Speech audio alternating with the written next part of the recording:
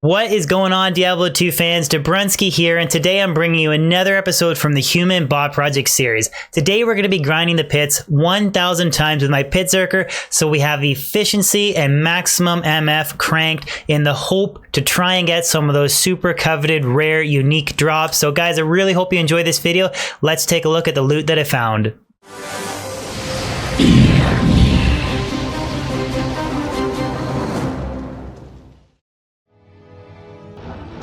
So before I start recapping the loop, there's a few frequently asked questions that I just want to cover that I get all the time on these types of Human Bot Project series videos.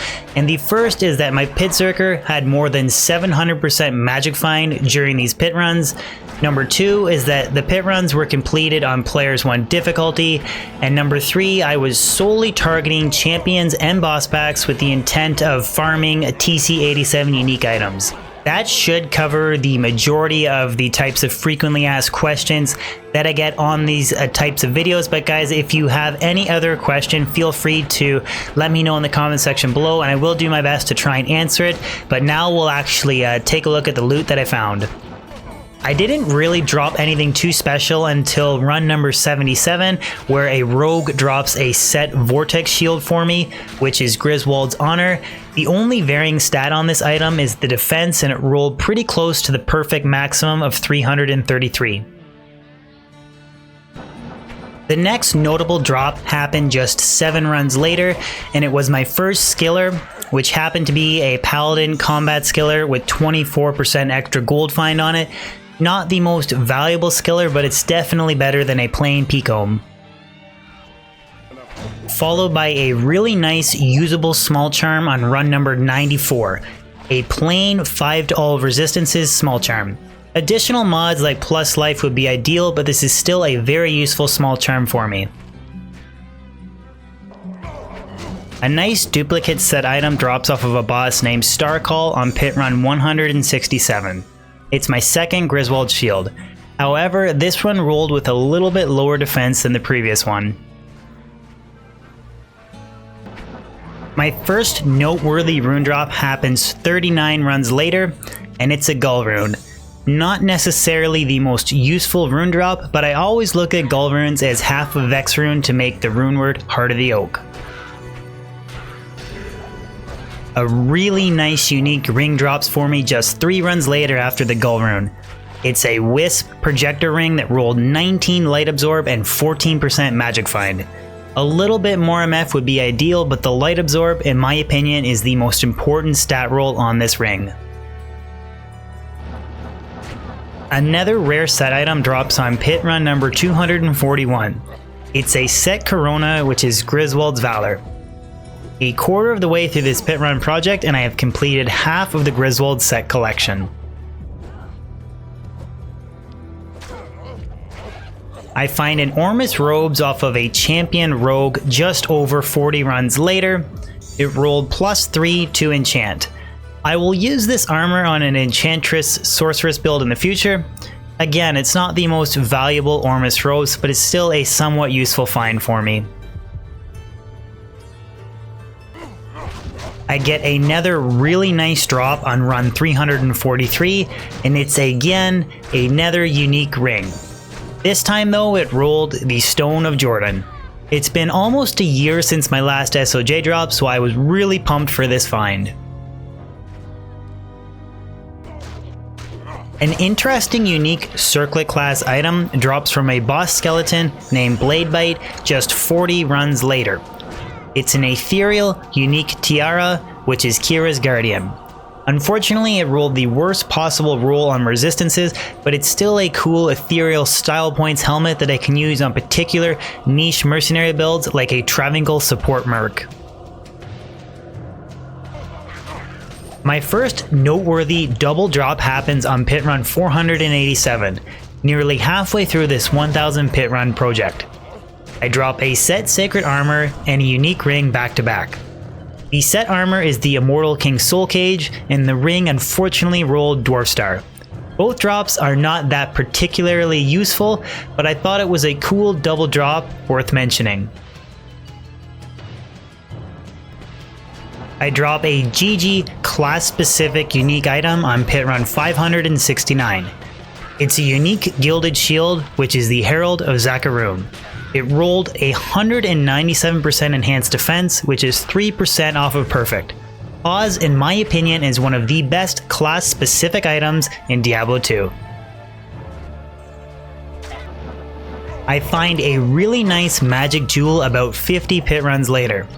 It rolled 15% increased attack speed and 11% to all resistances. Not a perfect 15-15, but this is still a really nice jewel to put in a Griffin's for a Javazon that is using Titan's Revenge. Not even 20 pit runs later and I drop an extremely rare class-specific unique item. This time it's a unique Bloodlord Skull, which is Dark Force spawn. Unfortunately, it rolled 1, 2, and 3 on the skills out of a possible 3, 3, 3. And sadly, in my opinion, the Spirit Rumored and a Monarch Shield heavily outshines this Necro Head, making it not a very useful unique item. Followed by another class-specific unique on pit run 664. This time it was a Druid-specific pelt, which was a unique Earth Spirit, which is the Spirit Keeper. Unfortunately, it only rolled 1 out of a possible 2 to Druid skills. It's also not the most useful Druid helmet in my opinion, and other helmets and pelts like Shaco, Jalal's Mane, or a 5 to Tornado rare Druid pelt beat it in most situations. However, the cold and light absorb on this item is a pretty cool feature though. Another rare but relatively useless unique drops from a boss rogue named Devilhack 20 pit runs later. It's a unique Glorious Axe, which is the Executioner's Justice. Honestly, this is a pretty cool unique item that boasts a 50% chance to cast level 6 Decrepify when you kill an enemy. I want to center a Concentrate Barbarian build in the future around the use of this particular unique weapon. I drop a unique cask on run 743, almost 3/4 of the way through this 1000 pit run project. It's a perfect 50% Magic Find Steel Skull. Unfortunately, it rolled a little low on the enhanced defense, but I plan on using this specific helmet for a pit farming Boazon using the Rumored Faith in the future. I dropped my first facet 5 runs later. It rolled a 4/4 level up Poison Facet. Not the best roll, but I'll definitely take it 3/4 of the way through this pit run project. I get my second really nice back-to-back drop on pit run number 773. A unique Legend Spike and a set Scissors Sawaya on back-to-back boss packs, which are Natalia's Mark and Ghost Flame. I'm not sure what the odds of dropping these two items so close together are, but I know it's very rare. My second facet drops shortly after on pit run 814. It's a nearly perfect +4, -5 level up cold facet. The perfectionist in me wishes it was a 5/5 die facet, but when it comes to facets, the plus damage is more important than the minus res, so I'm still pretty happy with this 4/5 facet. Another really nice unique drops just 2 runs after the cold facet. It's an ethereal Grand Crown, which is the Crown of Thieves. Unfortunately, this helmet rolled relatively low on the life stolen per hit and % extra gold find though, but it's still a really useful mercenary helmet in my opinion, and it's ethereal for style points. My second last noteworthy unique drops off of a champion rogue on run 972. It's a unique Bone Visage, which is the Giant Skull. Unfortunately, it rolled 1 out of a possible 2 open sockets, but I did get a nearly perfect 32 out of 35 strength. My last rare unique drops just 3 pit runs later, and it's a unique Giant Thresher, which is Stormspire. A very rare but unfortunately useless unique item, but I still feel like it was at least worth showing to wrap up this 1000 run project. Well guys, there you have it. That is 1000 pit runs in the book with my 700% Magifying Pitzerker.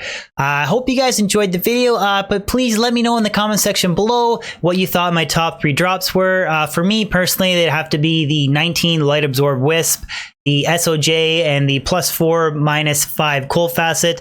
Definitely in my opinion, those were the top 3 drops, but I'd love to know what you guys think, so please let me know. And also guys, if you could throw a like on this video and share it, and even consider subscribing if you're new to my Diablo 2 YouTube channel. I post new weekly content and stream every week, so there's always new stuff to look forward to on this channel, so your support would be amazing. Anyways guys, hope you have a good one. I'll see you in my next video or stream.